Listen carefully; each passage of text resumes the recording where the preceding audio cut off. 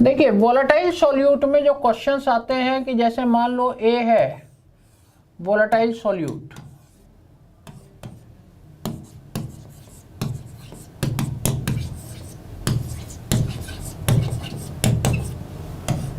इसका vapour pressure P not a मान लेते हैं।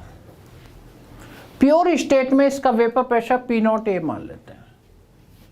एक है वोलेटाइल सॉल्वेंट,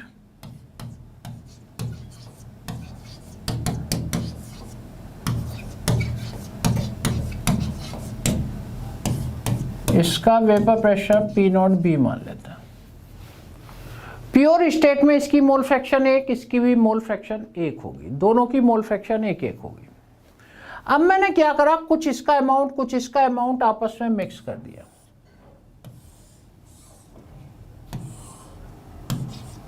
अब इसकी मोल फ्रैक्शन लिक्विड स्टेट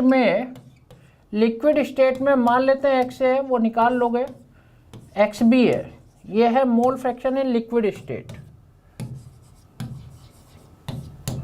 वो तो निकल जाएगी।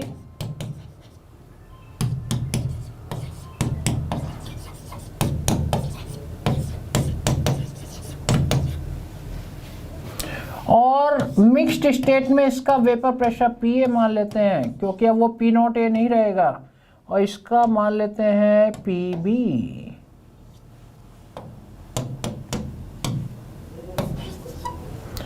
अब देखिए होता क्या है, just above the surface of the liquid ये वेपर्स हैं।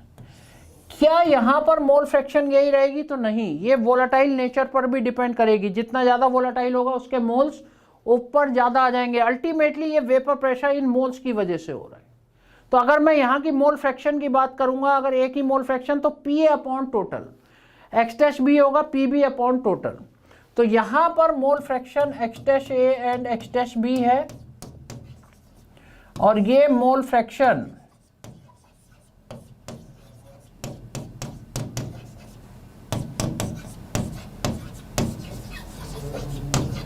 इन वेपर स्टेट होगी, mole fraction in vapour state होगी। अब देखिए होता क्या है कि राउल्ट्स लॉ क्या है? राउल्ट्स लॉ है कि मिक्स्ड स्टेट का वेपर प्रेशर बराबर होगा प्योर स्टेट के vapour pressure multiplied by the mole fraction in liquid state. यानी P A is equal to क्या होगा, P not A into X A होगा, P B is equal to P not B. यहाँ अब देखिए दोनों nature आ गए, वोलेटाइल नेचर भी मोल फ्रैक्शन भी, P not B into X B होगा। और ये जो mole fraction X dash A निकलेगी पी ए पर डिपेंड करेगी, P A upon P T हो जाएगा, और ऐसी X dash B P B upon P T हो जाएगा। इस पे धड़ाधड़ न्यूमेरिकल्स आते हैं, सीधे सीधे न्यूमेरिकल्स आते हैं। तो अकॉर्डिंग टू राउल्ट्स लॉ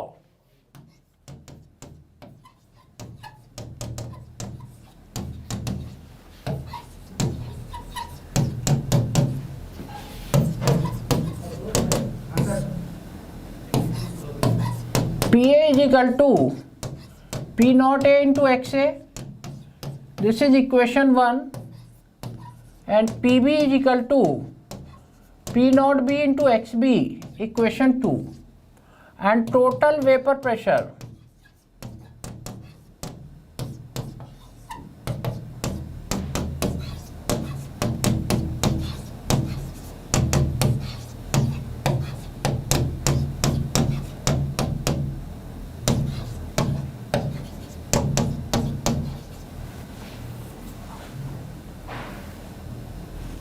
ये आपका फॉर्मूला जिसपे आपको न्यूमेरिकल्स डायरेक्ट वैल्यूज रख के निकालने।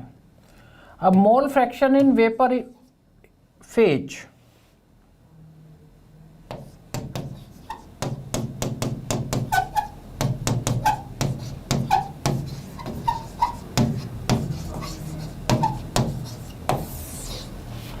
एक्स डैश ए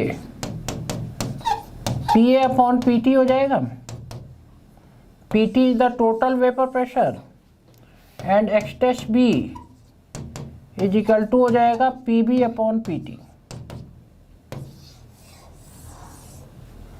ये दोनों मोल फ्रैक्शन ऐसे निकल जाएंगे। Overall Raoult's law for volatile solute मैंने सारे फॉर्मूले सहित आपको बता दिया। फॉर्मूले सहित बता दिया और इस तरीके से आपको कैलकुलेशन, अब कोई सा भी क्वेश्चन आ जाए सीधे फॉर्मूला डालिए और निकल आएगा।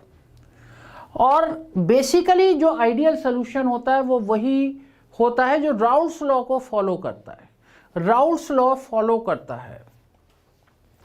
तो इसमें basically ideal solution and non ideal solution. Non ideal solution में कोई कैलकुलेशन नहीं है, वहाँ दो टाइप के डेविएशन मिलते हैं, पॉजिटिव डेविएशन और नेगेटिव डेविएशन।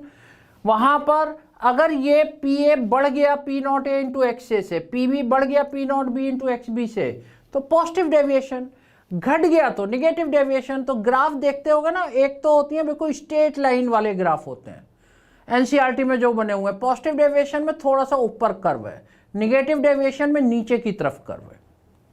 तो वो तुम लोग अपने आप कर सकते हो, वो इतना कोई मुश्किल वाला पार्ट नहीं है। तो आइडियल सोल्यूशन का मतलब जो राउल्स लॉ को फॉलो करे, दो सोल्यूशन मिलाएं तो डेल्टा एच मिक्सिंग जीरो हो जाए, यानी नो हीट इवॉल्व्ड और एब्जॉर्ब्ड, किसी टाइप का रिपल्शन या अट्रैक्शन ना हो।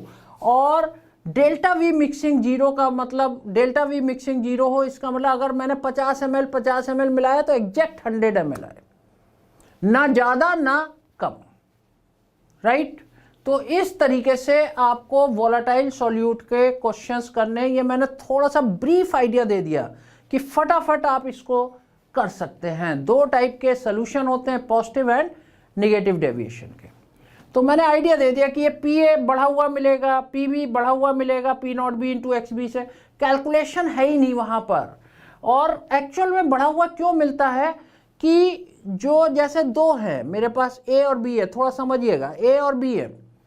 ए में ए इंटरेक्शन है इथेनॉल एंड वाटर, इसका एग्जाम्पल ले लिया, इथेनॉल में भी हाइड्रोजन बॉन्डिंग है, वाटर में भी हाइड्रोजन बॉन्डिंग है।